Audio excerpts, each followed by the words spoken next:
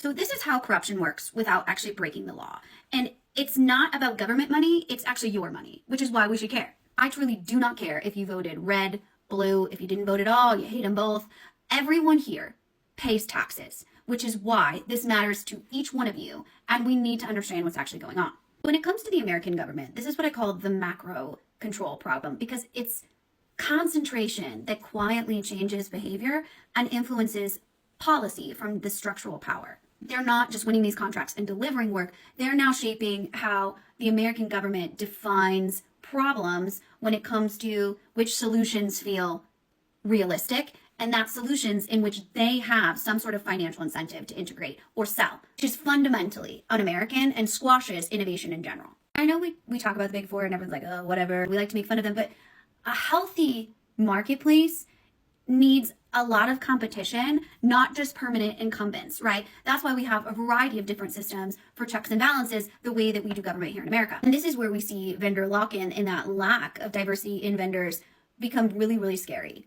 So I'm going to take you through an actual example of what I'm talking about, so it's not just theory, and we can start to envision how we might create change around this. So first we have to define what a sole source contract is. And really, it's a government contract here in the US that's awarded to a certain firm without any sort of competitive bid process. So here in the United States, when it comes to federal procurement, we have what is called a full and open competition bidding process required to do that. This is an exception to that when there's a situation that requires an emergency. So there's no time for full competition or follow-on work that's switching vendors, that type of thing. Since COVID, as you can imagine, there's been a lot of that happening. And now we're kind of coming on the backside of that, where people are starting to realize, wow, we are spending a lot of money and not doing our due diligence for the American people by saying, hey, maybe that these big consulting firms should not just be handed these contracts, they should actually have to work for them. And this case study shows what can happen in those types of situations if they're not effectively regulated. So the ACF, which is the American Children and Families Department, gave Deloitte a sole source contract for about $300,000. They needed support and special services to help manage this influx of unaccompanied children coming across the border, rightfully so, right? So what started as, a little less than $500,000 contract for this emergency support quickly turned into over $20 million in a pipeline for Deloitte. So the Inspector General here in the US ended up auditing them and saying, hey, you didn't meet the requirements. So the government could have missed out on better quality prices and service. They ultimately found that the AFC paid Deloitte over $5 million of American taxpayer dollars that were potentially unallowable costs. I mean, they weren't allowed for that. And then they also paid them $1.5 million for work that was performed outside the performance period, which means it's in violation of, what's it called? The Anti-Defiancy Act, I believe.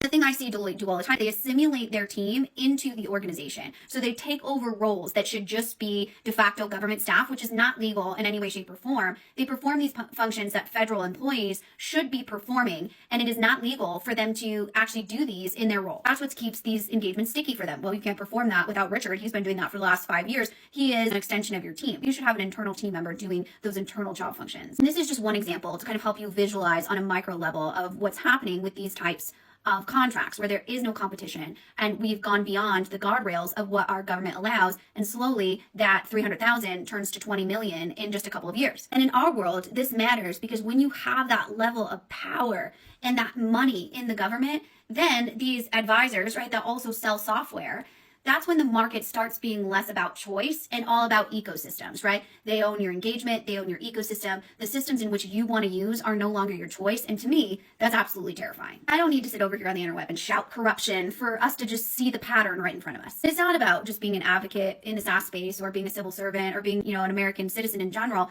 It's about, as solution architects or as technology professionals, it's our job to build systems, right? But in order to do that, we have to understand the greater system that we're building inside of, or it stifles our money, our business. And that's why I'm so passionate about this subject.